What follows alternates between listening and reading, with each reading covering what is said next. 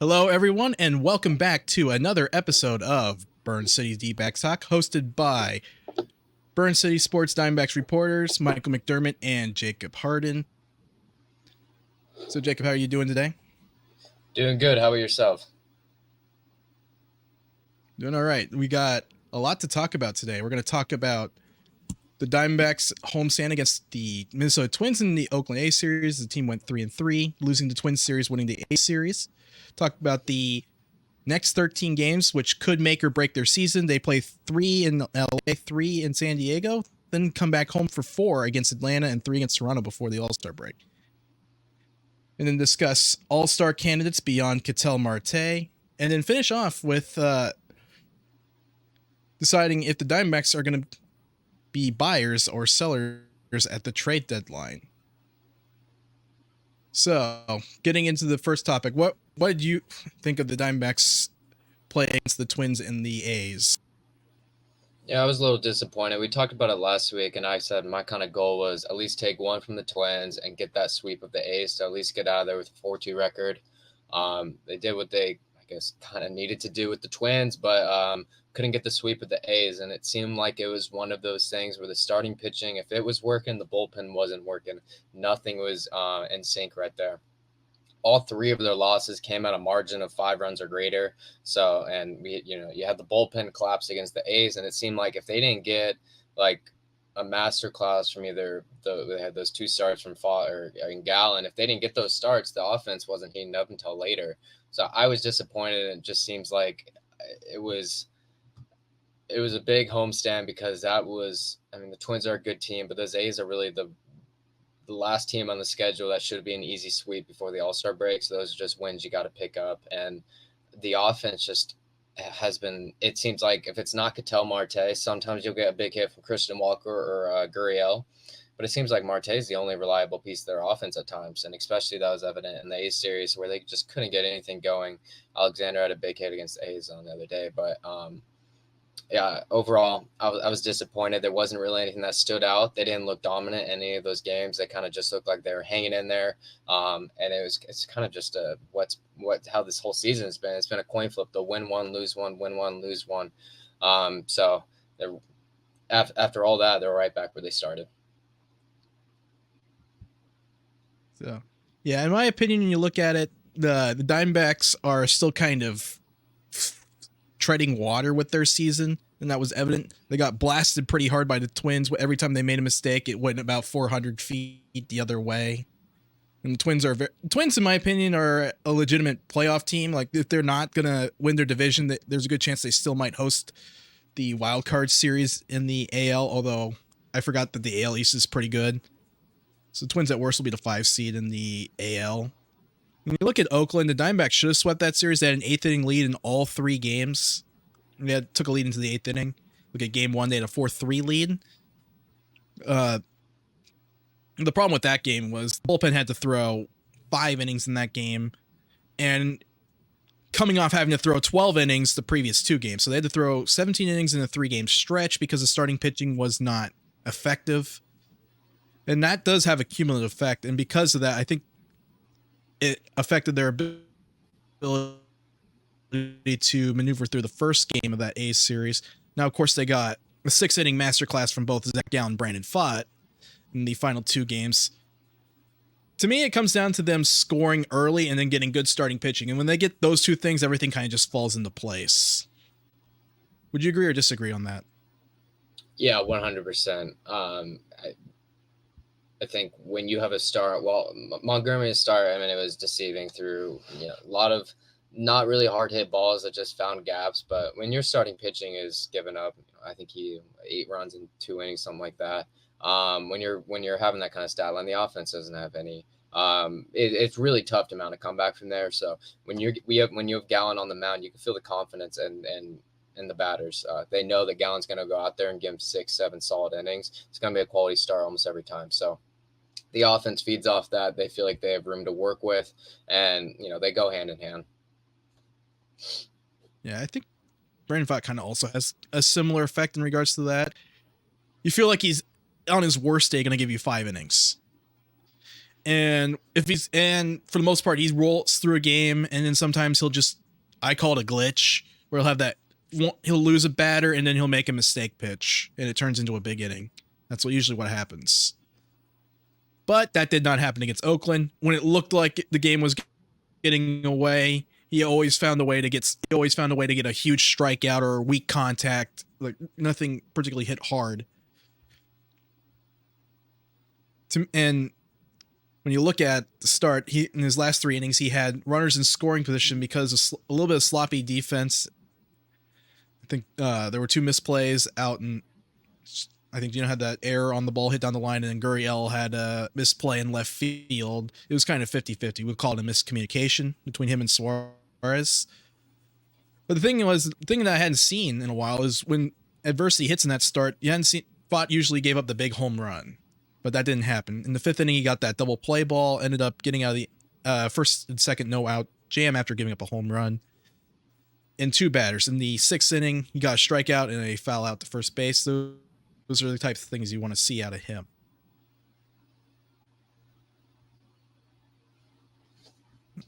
Yeah. Do you want a kind of a breakdown of looking ahead of these final stretch before the All-Star break? Last year at this time, at the All-Star break, the Diamondbacks were 52-39, which, as we know, that is statistically impossible for them to get to based off their record right now. But it seems like, and I was looking at, they're 2-3 against the Padres this season, and then 3-4 against the Padres, and then they are 3-3 against the Dodgers. And it seems like that's kind of a perfect representation of how this season has gone. It's like, the only way to describe it is just mid. It's just right there. They'll win 1, lose 1. They haven't won more than 2 games in a row since the first couple of days of June, and they haven't been able to get streaky. And you can't get streaky when you only have really 2, maybe 3 starting pitchers that can give you a quality outing. So when you don't have that rotation going, you're not going to be able to get any streaks going. But looking ahead, you have the Padres and then the Dodgers, and you got the Blue Jays to finish it off. So I think what would be the record that you're looking at for the Diamondbacks to get in those 13 games in order to have them in a competitive fight going into the All-Star break? So I think at the minimum, at the minimum they have to they can't go on a long losing streak. Like if we talk about what type of record you want to see, they need to win at least 6 games, in my opinion. It's going to be tough to go 3-3 in their next 6, and then you got Atlanta. So you're playing your next 10 games against 3 teams who are almost all but guaranteed to make the postseason. Maybe San Diego has the worst position of the 3 teams, although I'm still kind of a believer in that team as an outside observer, but because I think the Cardinals are actually on thinner ice than the Padres are. Yeah, and looking ahead for the other teams, Mets play the Nationals, the Pirates, Washington, and the Rockies. So I think they could easily win 10 of their last 14.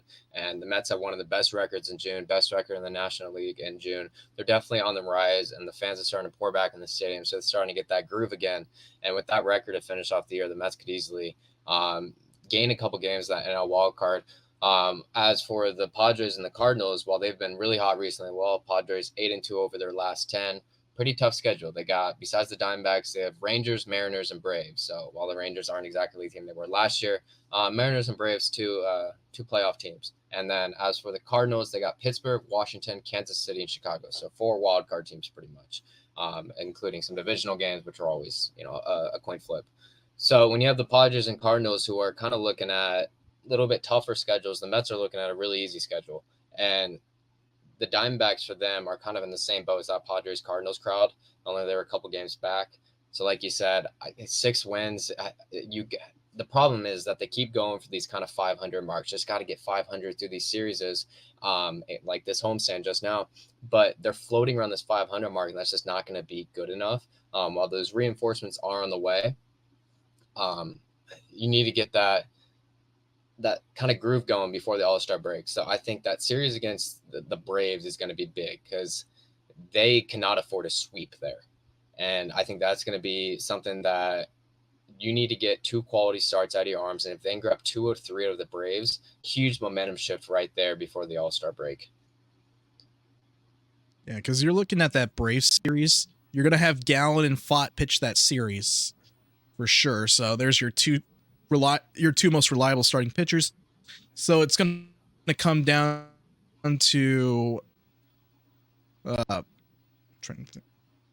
So game 1 I know is it's going to be Ciccone.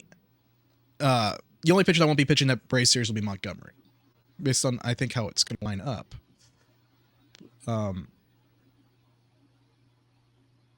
Yeah, whoever pitches on Tuesday against the Dodgers will be out for the Braves series. But how that lines up, like I said, that's a big series because it's your best versus their best. I think Toronto's also a case where you have a team that's down, but they certainly aren't a bad baseball team. They just play in a tough division kind of thing, and they're still going to be at full strength. That's going to be an interesting test. Like I said, that's a series they should try to win because they have the pitching edge, but in that same case, that's a series that can easily get away from them because Toronto can slug the ball pretty well. And I'm trying to remember but that's pretty much it with Toronto. So like I said, the first 10 games will be the most important. They got to go 5. If they go 5-5 in those 10 games, because realistically a winning record against those 3 teams is going to be very tough, but if they do it, I think they have a good shot at making a run. It's going to be difficult, but I think, like I said, the Toronto is probably the most winnable series. I'm not sure how the Dodgers series is going to go. I feel like when we look at that series in May in Dodger Stadium where D-backs took 2-3, I don't think the Dodgers took the Diamondbacks as seriously in that series. But I think they'll take them more seriously this time, even though they're a more banged up roster. They don't have Betts. And the Padres don't have Tatis either, so both San Diego and LA are without their best player, but as you know, one player can't make or break a team unless you're Zach Gallen and the Diamondbacks. Yeah, it's division matchup too. Diamondbacks have, they've been break even when it comes to those series against the Dodgers and Padres. So it's going to be tough to scratch out a series win based off how the Diamondbacks rotation looks right now. I can't imagine they get any shutdown outings over against the Dodgers lineup right now, but we'll see. I guess at least take one. We'll use that mindset for any tough series now. Yeah, it's a tough sledding. And then when they come out of the All-Star break, you got teams that are right behind them in the wild card race. You got a fading Chicago Cubs team coming out of the break. You got Pittsburgh. They play Pittsburgh twice in about a 2-week span. They host them at the end of July, and then they travel to Pittsburgh at the start of August. And Pittsburgh's I guess for lack of better words, a real wild card team. They have their top of the rotation pitcher, Paul Skeens, has been as good as the hype has been. So if he's pitching twice in that series, that's going to be a problem. Against the Diamondbacks, that's going to be certainly a problem. They're not going to avoid him. Mm-hmm. And Pittsburgh and Washington are 2 teams that I don't think necessarily are there, but as their top prospects filter into the major leagues and their roster slowly gets better as they add more talent to it, I think there are teams that can play spoiler at the end of the season. Yeah, so Diamondbacks have 9 games left against those 2 teams. I'm a little bit higher on Pittsburgh than I am the Nationals. I think the Nationals are one of those teams that are sticking around right now, but they're not there yet. They have good young talent. Trevor Williams, which we could talk about later, has been excellent for them. But I think really you have the Braves are going to get that top wild card spot. And then from there, it's just going to be, I can't imagine the Cubs make any sort of miraculous climb. They've looked dead all year. So Cardinals, Padres, Diamondbacks, Mets, throw Pittsburgh into the conversation. I think Reds are gone. They haven't shown any signs of improving over last year, which is kind of disappointing. They're a fun team to watch. So I think those are the 4 teams that really are fighting for those final 2 spots. And you could throw the Giants in there too. Yeah, Giants are a weird team. You don't think they're good, but they stick around, kind of thing. They kind of did that last year. They didn't look that great last year, but they kind of stuck around. But then the Diamondbacks finally put them down at the end of September. Yeah, and I think that's what happened. They took 2 out of 3 against the Dodgers. Their offense looked really good that series. Yeah, but like you said, they're kind of just there every year ever since that 106-win season, whatever it was, a couple years ago. Just kind of been hanging around that wild card race, and They went heavy in the offseason, but I don't know if they have the bats ready for it. Their marquee free agent's done for their marquee pickup is done for the year. So when I look at it, like I said, I think you look at the roster, San Diego's kind of going on a run here. They won 8 of their last 10. So it's up.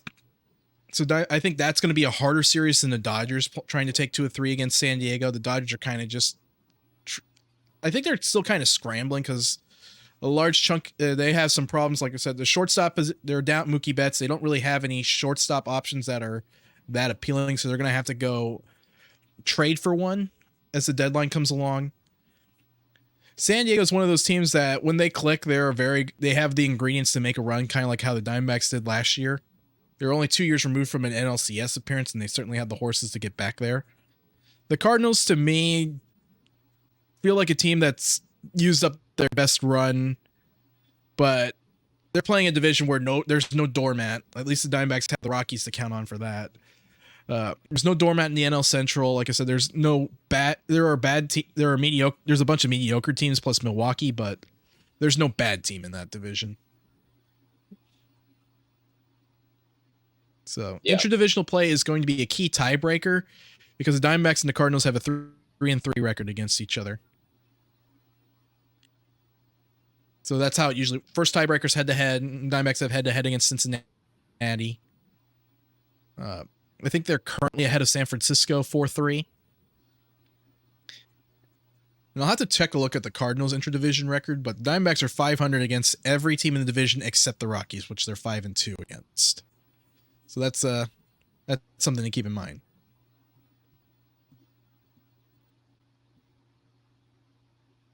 All right. So moving on from the wild card race, let's talk about potential All-Stars. So Ketel Marte enters the second day of the All-Star Phase 2 voting with a 55-45 lead over the Padres' Luis Arraez. In my opinion, that is kind of small lead, especially when you consider that it's a pretty slam dunk race, in my opinion. What's your thoughts on the race so far? Hits only get you so far. He's a hit machine, but I mean, when you look at it, every other metric there is, Ketel Marte is going to take it. I think what he has going for him, he's the Padres market. It's a big market. So Ketel Marte is up against a huge market. It looks like he will pull away. So I think, the fan voting has its flaws. If Ketel Marte, if Arraez were to pull away late, that would be a shame because Marte he's only gone better as the season's gone on, and it's his second All-Star appearance in his career.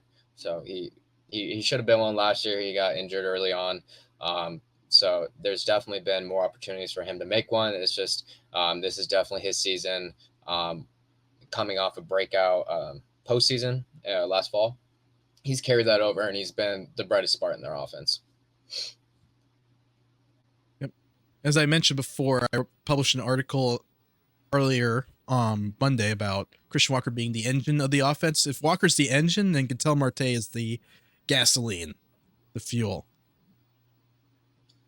So that's how I see it. The problem with Walker is that the first basemen in the NL are just loaded. I mean, you have Bryce Harper is gonna be starting there, and then you have Freddie Freeman and you have Pete Alonso. So he's up against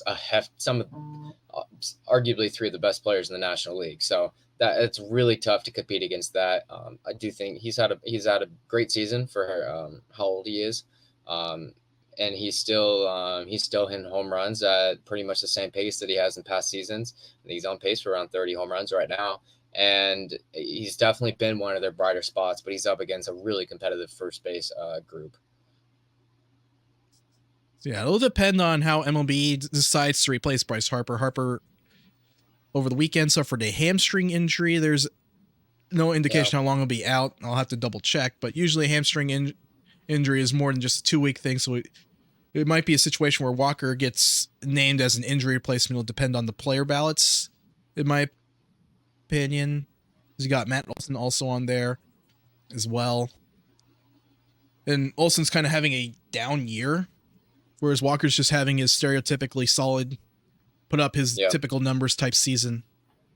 The problem with Olsen I will do win the think fan voting if it comes down to that. I don't think it'll come down to fan voting necessarily, but like I said, it comes down to player ballots, and I'm sure there's quite a few players that remember the hits that Walker stole from them, or the time they gave up the big hit, or the pitchers that gave up the big hit to him that led to a Diamondbacks win. So this is actually an interesting stat. If we go into that Walker article, I actually did a compilation on Walker's game log. When Walker has an impact on the score, the Diamondbacks typically win. So in games that Walker records an extra base hit, Arizona is 24-5. When he records an RBI, the Diamondbacks are 25-8. When Walker gets multiple RBIs, and this has happened 12 times this season, they're 12-0. So you want to talk about Walker as an all-star. His hitting literally impacts the team's ability to win. And that's the way they have their lineup set up. Yeah. So would you say that makes it good, or improves, or doesn't improve his all-star case? Oh, 100% improve, and I would arguably say he's the best first baseman when it comes to his defense ability in the National League right now. Yeah, he's definitely. I would say Harper probably would finish second place. There was the Gold Glove voting. Like, Harper's having a pretty good defensive season, but not the same type of impact that Walker is having. So it'll be interesting. It'll be interesting to see how the player ballot works itself out. Like I said, it could be a situation like last year where Geraldo Perdomo replaced Dansby Swanson, who had an injury and decided to bow out of the All-Star game. And Gurriel too. And what will happen is usually the next. Actually, I think Gurriel was named to the initial. I think Gurriel was actually named to the initial roster. Yeah, they started with 3, and then Perdomo became the 4th after Swanson. Gabriel Moreno. Okay. Yeah, and then you have it was Gallon, Marte. It was Gallon, Carroll, and Gurriel to start. They had 4. So.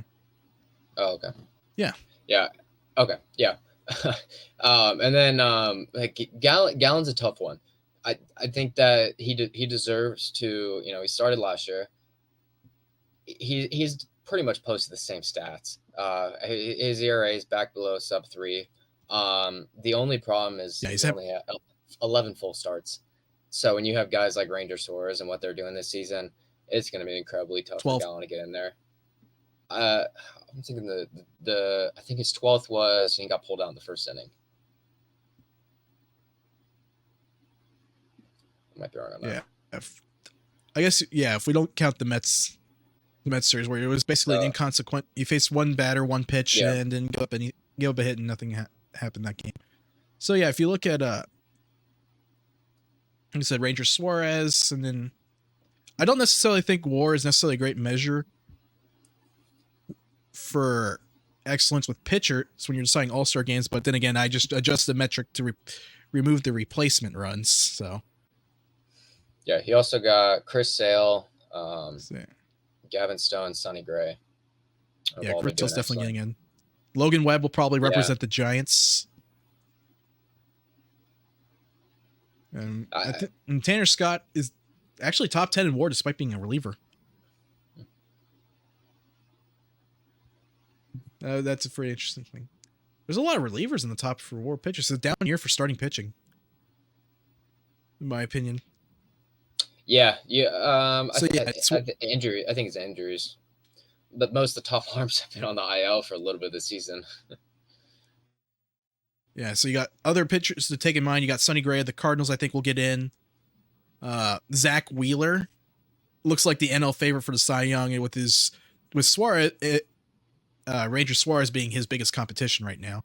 Tyler Glasnow, the Dodgers should get in as well. Imanaga should be the Cubs' lone representative. Those are just spitballing some names, and you're only going to have 12 pitchers. So the fact that Gallon's only made 12 starts, I think, works against him here. Yeah, and it's the same for Sewald. I mean, Sewald's given up 1 run in over 16 innings. He's been excellent. He gave up that 1 run in his first appearance and since then. But that's the thing. He's only pitched 16 innings. So that's going to make it extremely difficult for him. Should he be in it? I 100% believe he's been the best closer in the National League since he's came back. But when you're dealing with only 16 innings pitched, that's just That's not going to be enough compared to some of the other outings that they've seen. By the way, I have a fun stat for you. So when Seawald has a ninth inning lead, and this is 17 of 18 of his 18 appearances, all 18 appearances in the ninth inning, 17 with a lead, in all 17 games, he recorded the final out, and the Diamondbacks are 17-0. So I thought that'd be interesting to share. And interestingly enough, so the D-backs were, I think, 15-20 when they activated Seawald off the IL, so that means they have won 26 games. So that's 17 to 26 games that he's pitched in. They're 26 wins. So that was something I wanted to share. I think I posted on Twitter yesterday, but basically Paul Seawald equals game over. Yeah, and we'll plus lead equals we'll game talk over. about it a little bit with his trade value and what the Diamondbacks could get out of him. He's just been Joe Manaply credit him has this just bringing stability to the Diamondbacks bullpen last September. And he has been that guy. He's allowed them to have a setup guy for him in the ninth. And once when they had Andrew Chafin last year, the game was never over. It was always a coin flip, even if they were up by 2. You just never knew what he was going to do. And it seemed like it was with that for the Diamondbacks for the last 3 years, 4 years. And it wasn't until they got Seawald into that reliever closer role where it finally felt like if they had a lead in that ninth, they're keeping that lead in the ninth. So it's hard to explain what the impact he has on that bullpen. And think about it this way. If you know, and teams will typically work backwards. It's like, okay, you got Seawald. The ninth inning is taken care of. Now you work your way back. 8th inning, okay, that's Ryan Thompson. He's got a sub-2 ERA, and save for a meltdown outing against Oakland, he's been very reliable. That was really the first time that he had a bad outing this season. I think his blown saves actually eventually turned into wins, but that's how it went. And then, that way if you're Torey Lovello, you only have to worry about getting the lead through 7 innings. And on days Zach Gallen or Brandon Pfaadt's pitching, you only have to worry about 1 inning with your bullpen before handing it off to those two. And I feel like they do have the arms to get there. You got Martinez, Mantiply, despite his high ERA, is a pretty reliable arm. It's just like 2 really bad outings have inflated his ERA. And then Kevin Ginkel's starting to turn around. The strikeouts aren't quite there, but the location is much better. The ball's coming out sharper, much more lively fastballs than at the beginning of the year. The velocity is back up to where it was last year. So I think, like I said, they have the horses that they can piece the game together from the 5th inning on if they have to. The problem is the rotation starters not named Brandon Pfaadt and Zach Gallen can't. It's a coin flip to get past the 4th inning. Yeah, their bullpen's depleted by the time they get to game 2 of a series, and it's just you're working them uphill when your best guys out of the bullpen have already been used, and then you get 2 innings from Jordan Montgomery, and you're like, it's one of those things you hope will improve. They get Merrill Kelly back a little bit late August, and then Eduardo Rodriguez hopefully a little bit sooner than that. So, last month this season, you hope that they have 4. Maybe they'll get another pitcher at the deadline, but you hope that they'll have 4 at least quality guys where that bullpen can finally start to show how good it is. Because right now it's tough when the starting pitching is doing as they have the 2nd worst team ERA. The only team which has a worse team ERA is the Rockies, which is impressive that they have a worse team ERA than the White Sox. That takes you have to kind of try to do that. The White Sox, especially with the. Yet, especially with the Jekyll and Hyde nature with these, with the pitching staff, the good pitchers are very good, the bad pitchers are very bad. Yeah, and I mean, if the Rockies weren't playing in Colorado, it's the Diamondbacks could be definitely putting up a case for that worst pitching staff in the National League. It's been weighed down by a handful of guys, and they bring in new arms from AAA, give them a chance, and saw it with Brandon Hughes, names like that, and it's just the same thing over and over again. Yeah, they don't have a lot of options when it comes to arms they can call up or down from Reno. And interesting enough, if you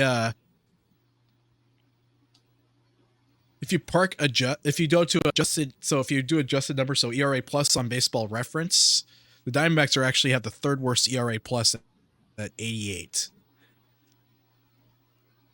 And the Giants are actually the second worst, and Colorado is the worst.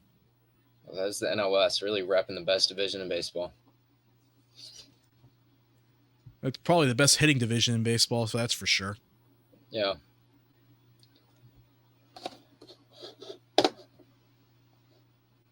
Yeah, I'm just gonna do a quick search thing here, and then we'll move on to the deadline thing. So Dodgers 121 OPS plus as a team, San Diego 111, Diamondbacks 105, San Francisco 106. So you got 4 teams in the top 11 in OPS plus in the division. So like I said, best hitting division in the league.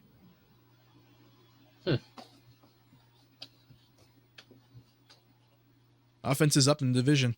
That's also why the pitching is why you have 3 of the worst pitching staffs. That's true.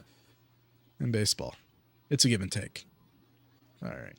So on the topic of buyers or sellers, so Diamondbacks are kind of in a weird position. Like I said, if they can go 7-6 into the All-Star break, they're 1 game under 500 and get hot at the end of July. I think they're going to push themselves into the buyer category. The Mets have declared themselves as buyers despite a sub 500 record. At 40-41, the Mets are only half a game ahead of Arizona. So Mike Hazen actually talked about the criteria. He said it's going to be down to how many teams are above them. So right now there's only 1 team above them for teams in the hunt but not in his playoff spot. So you have, like I said, the Padres, the Cardinals, and the Mets ahead of them. So I think they would make a run for it if it was 3 teams. Last year they had a little bit better record, pretty clearly defined need, and the ability to go get it. Whereas you look at this year's team, their biggest issue is the rotation, but their biggest midseason acquisitions are already in the organization that they can come up with here. So a healthy Merrill Kelly or a healthy Eduardo Rodriguez would be better than anything they can pick up at the deadline. Now, of course, the problem is the cost of getting a starting pitcher. If there's 5 teams, let's say so we know there's going to be 5 teams buying in the wild card race, as we said, the 4 teams for sure outside of the Braves, who will probably also be looking for a starting pitcher. The price is going to be pretty astronomical, I think, to acquire a starting pitcher, and that's why they didn't do it last year. Although I think Hazen's going to be a little bit extra motivated to try and get that done. But at the same time, it's like, if you acquire a starting pitcher, how's your rotation going to look? And that's one of those things.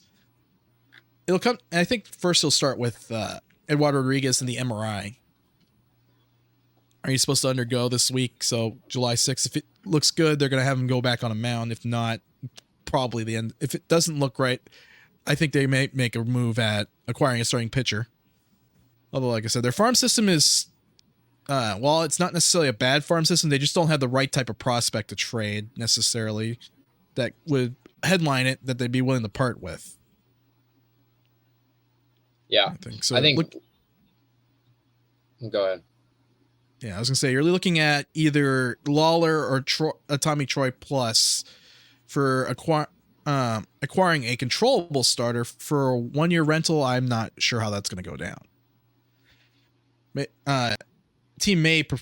Other teams may take a package of 2, I guess you could say, top 10 organization prospects. Like if the Diamondbacks wanted to throw in, say, Davison De Los Santos and Yilbert Diaz for a rental, I could see that happening. But in my opinion, I think they should hold on to both of them. Yeah, just because they offer something that nobody else in the organization does.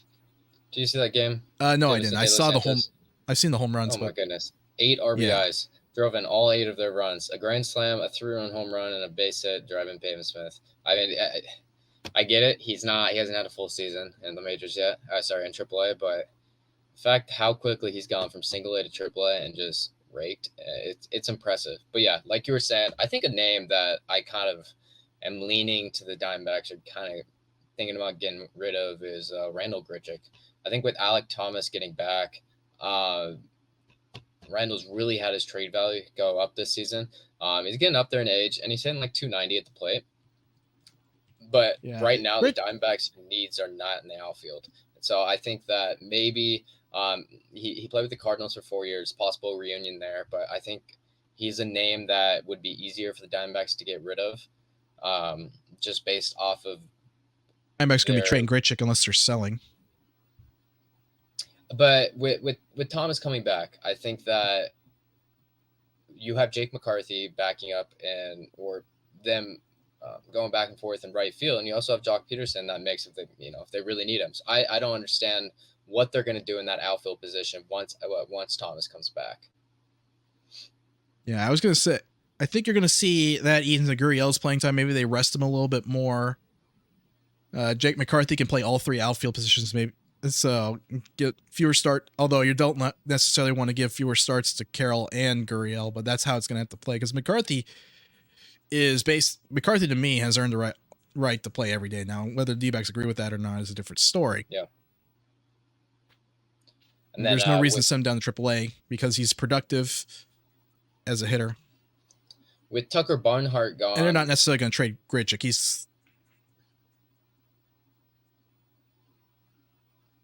was going to say with Tucker Barnhart gone, I think Adrian Del Castillo, in the AZ Central article, they mentioned that part of the reason why the Diamondbacks went for that move is because they have Adrian Del Castillo playing his first full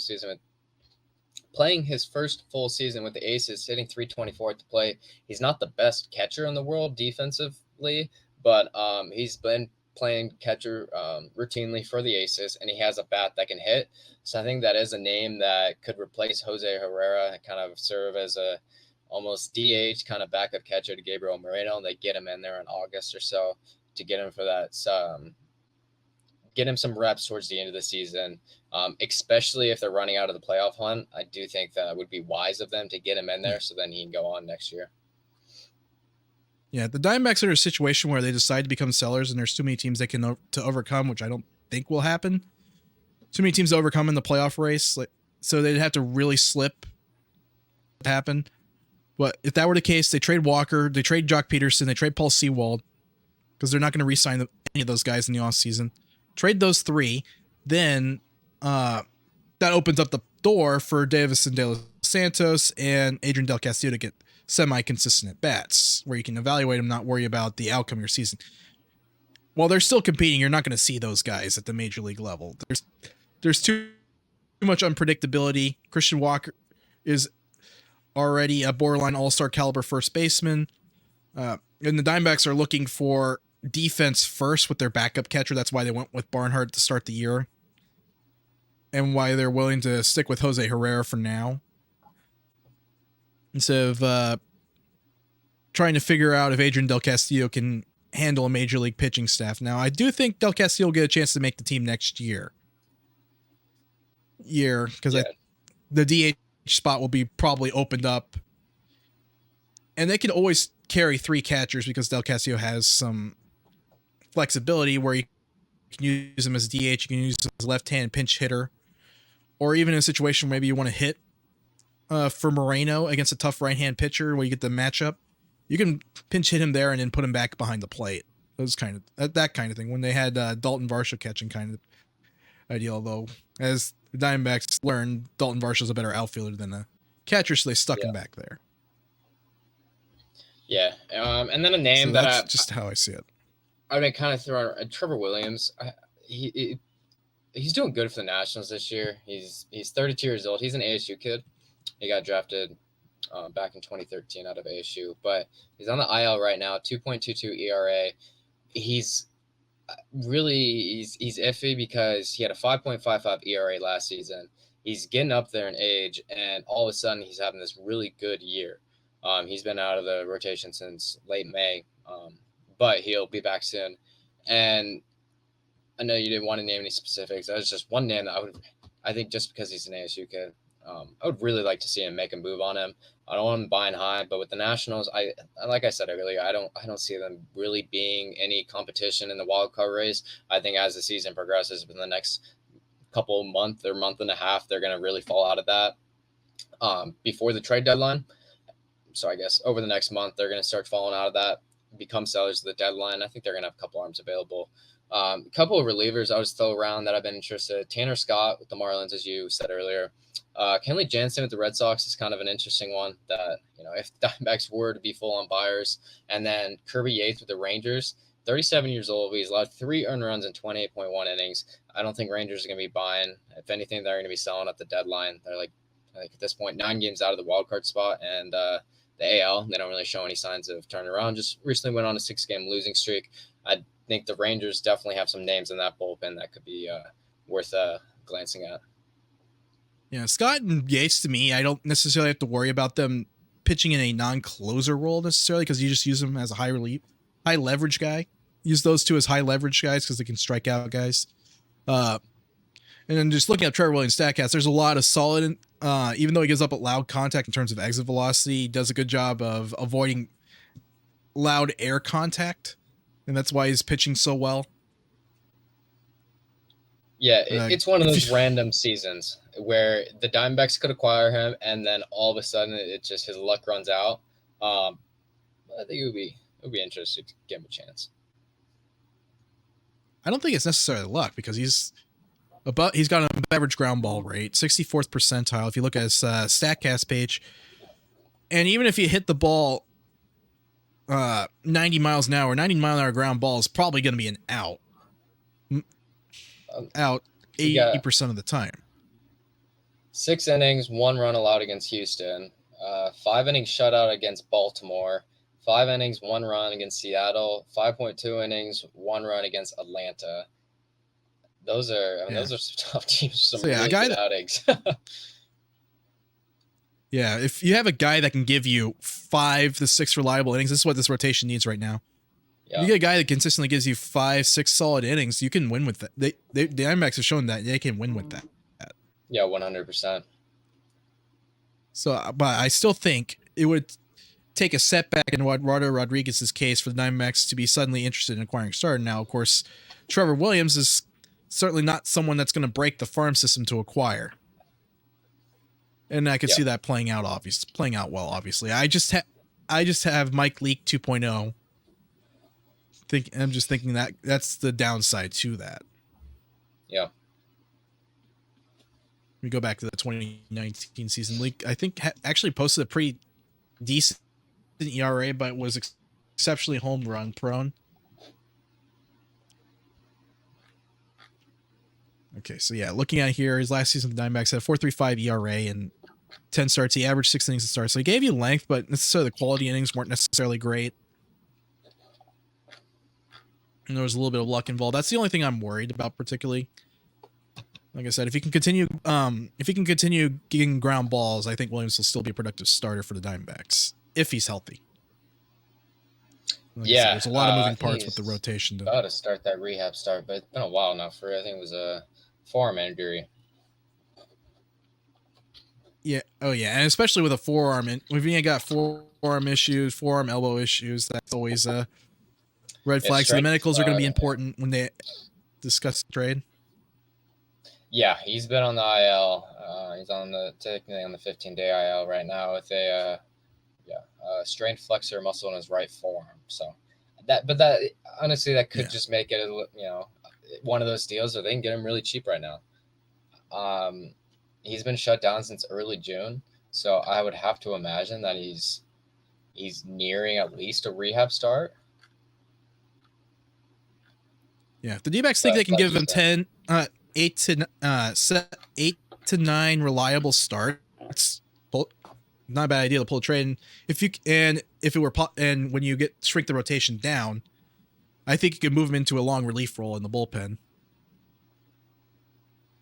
If the Diamondbacks were to make a postseason run, because perhaps instead of prioritizing getting Rodriguez back as a starter, you have him go back as a reliever for the rest of the season. That's another. I think it's the best idea, but that's just spitballing.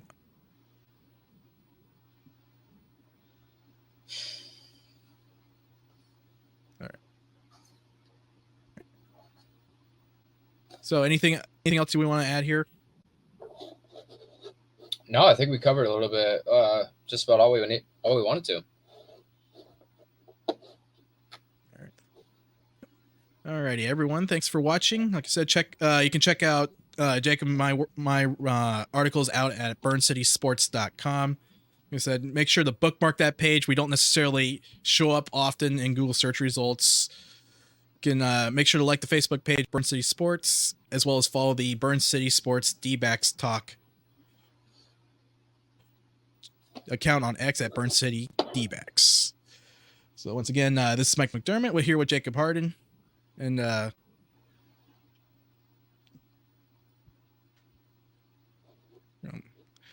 wishing you a good rest of the week, and we'll see.